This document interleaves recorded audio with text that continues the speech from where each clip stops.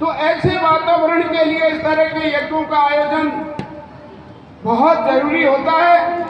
और ऐसा ही एक शुभ काम आपकी इस बस्ती में हुआ है जिससे इलाके के लोगों को बहुत फायदा मिलेगा। धर्म की जड़ सदा गहरी भी होती है और हरी भी होती है, क्योंकि आप और हम सब जन्म से लेकर मृत्यु तक एक धर्म की छतरी के नीचे जीवन जीते हैं।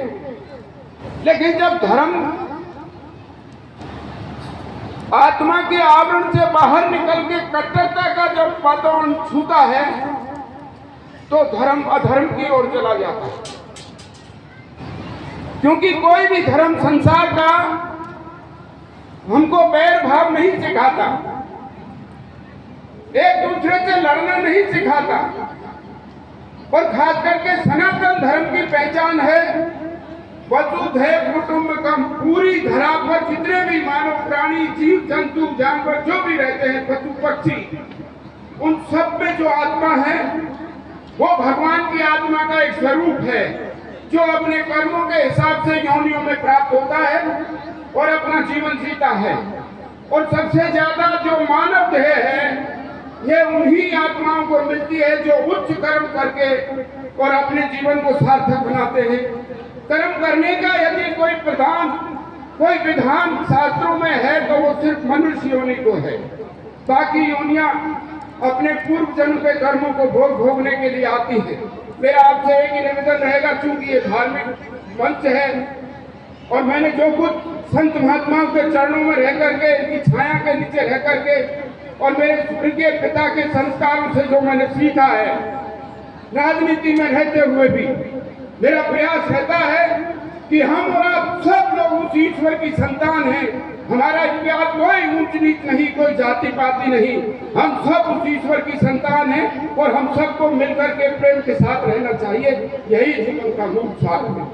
आज अगर हम देखें हमारे आसपास के वातावरण में, हम रोज देखते हैं, अखबारों में पढ़ते हैं, टीवी में देखते हैं, सोशल मीडिया पर देखते हैं, आपका बांदी कुई का इलाका अपराधों में बहुत आगे जा रहा है। बहुत कड़वी बात कह रहा हूं।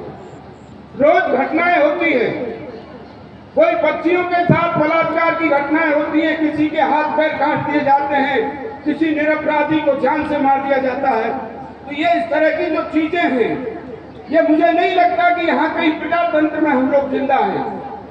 ऐसा ये जंगल राज का जो वातावरण है, इस सबको रोकने के लिए ही इस प्रकार के धार्मिक आयोजनों का ये जो प्रारूप है, ये जो होता है, तो आप इन धार्मिक आयोजनों के माध्यम से अपने जीवन को सफल बनाने का काम करें। और जो आज का युग है, शिक्षा का युग है, लड़ाई झगड़ों का कोई युग नहीं है। एक जमाना था जब फैसले बंदूक तलवार और तोपों से हुआ करते थे। राज की सल्तनत लड़ाइयों से ली जाती थी। लेकिन प्रजातंत्र में आज सबसे बड़ी अगर ताकत है तो आपकी जेब में जो कलम है, जिसमें 10 रुपए की स्याही भरी हुई है, सबसे बड़ी ताकत आज अगर है तो इस कलम में है। तो मेरी आपसे प्रार्थना है, आप अपने बच्चों को अच्छा संस्कार दें, उनको सही रास्ते पर चलने की प्रेरणा दें और उनकी जेब में कलम रखने का काम करें। और कलम जब आएगी तब आपके बच्चे बच्चियां शिक्षा प्राप्त करेंगे। आप शिक्षा के माध्यम से आपके परिवार की तरक्की का रास्ता खोलें। और जितने भी लोग भाई यहाँ आए हैं, आप सबको मुझे दर्शन करने का मौका मिला, आपने मेरा स्वागत सत्कार किया, संत महाराज के आशीर्वाद लेने का मौका मिला। आप सबका बहुत बहुत तहे दिल से धन्यवाद। और चूंकि मुझे कहीं और दूसरी जगह भी जाने का था, इसलिए मैं थोड़ा जल्दी आया। हालांकि मेरी चियार साहब से, खटाना साहब से बात हो गई थी, तो थोड़ा सा 2 बजे तक आने की कह रहे थे। मुझे कहीं दूसरी जगह भी जाना था, आप लोगों ने बुलाया, आपका प्यार, आपका प्रेम मुझे आपके बीच में यहाँ तक लाया है।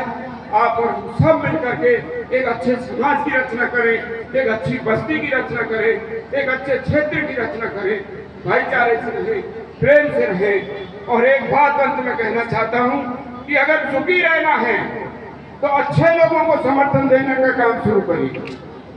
अच्छे लोगों की पहचान आप करिए कि कौन लोग हैं जो आपके सुख दुख में काम आ सकते हैं, कौन लोग हैं जो आपके बच्चों की तरक्की के रास्ते को खोल सकते हैं, ऐसे लोगों की मदद करने का काम करें, चाहे वो गांव में रहने वाला कोई गरीब परिवार का भाई हो, चाहे वो सरपंच हो, चाहे वो प्रधान हो, चाहे वो कोई जिला प्रमुख हो और चाहे वो विधायक हो। अच्छे लोगों को जब तक हम लेके आगे नहीं आएंगे, ईमानदार लोगों को आगे आने का काम हम लोग नहीं करेंगे, तब तक ये समाज की विकृतियां, ये जो अहिंसा का जो वातावरण है, ये जो हिंसा का रूप लेता जा रहा है, इसको हम रोक पाने में सफल नहीं हो पाएंगे।